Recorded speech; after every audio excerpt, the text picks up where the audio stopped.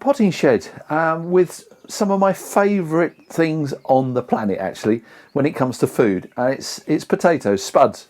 I grow a lot of different varieties. There are so many different tastes. So a lot of us tend to sort of stick to the well-known and just ordinary varieties. But I can strongly recommend to actually try and grow some different varieties that give you more taste and texture. So here I've got quite a few different French varieties. But if you wanted to grow Jersey Royals, a lot of you won't realise that Jersey Royal, the actual variety of potato, is called International Kidney. And what you tend to do with these is when you get them in their little bags and sacks, to start them off before you actually plant them out, we call a term called chitting, which is when the potatoes actually start to produce these little sprouts, and that encourages the potato to actually produce more spuds, because the mother potato actually is just a food source, and all the baby potatoes come off all these sprouts and shoots.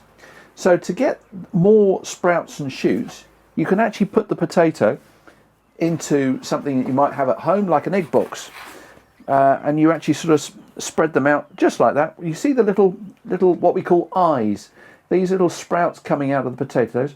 One end normally has more than the other, so you can just actually put them facing upwards, put them in a nice light position like this, somewhere frost free, because you don't want the spuds to get frosted, or else they'll just go black, and they are very tender, the new shoots of potatoes.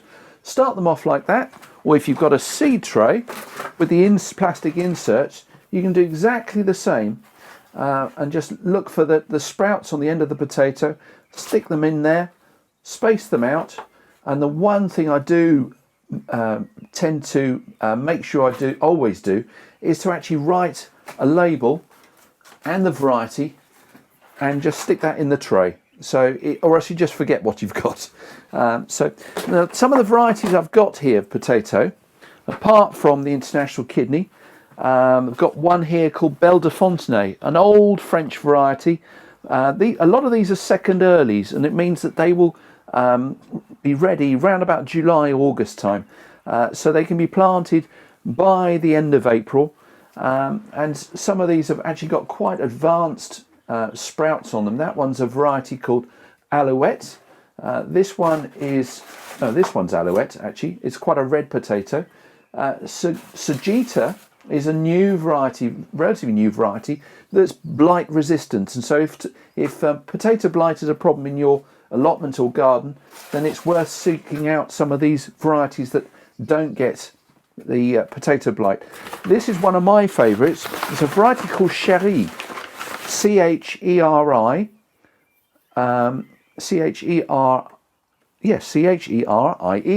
and it's a red potato, very good waxy salad potato. I get potatoes from lots of different companies. One of my favourites is Pennard Plants in Somerset. They do an enormous range of potatoes. So I've got some other ones here called Shane. And what else have we got here? We've got some more tucked in underneath here. And Rosabelle, that's another old French variety, a red potato. But these have got so much taste, I can't tell you. So strongly recommend grow different varieties of potato, and you can start them off in grow bags, or plant them into bags or pots, or directly into the ground. Just remember that potatoes are really hungry, so they need a good quality compost, plenty of manure as well mixed in, and I'll show you in a minute what you can do just to get them started off in a bag or a pot. You find us outside the potting shed now, and the bird song is quite extraordinary. Middle of April, despite the weather being so cold, I had a stock dove singing its little head off above me in the beech tree.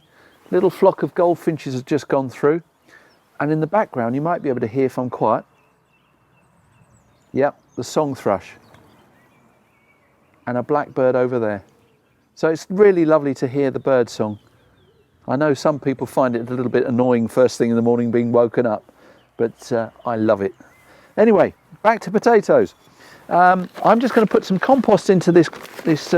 You can buy these potato bags, or if you want, you can use a big old black plastic bucket like that, either or.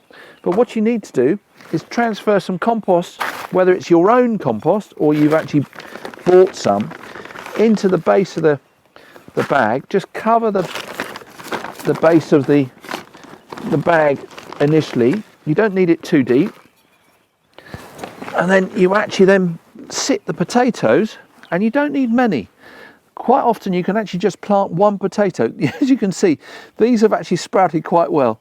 This is a variety called Ratte, R-A-T-T-E. It's a French variety, again a very tasty variety. They're a little bit tall and long, but I wouldn't worry about that actually. And you can just place these, spread them out in the pot. You can put 3 in here, but that's the maximum.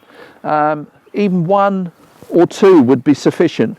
And you just have those literally spread out the base of the compost, the bag, and then cover them so that the shoots are completely covered with soil or compost.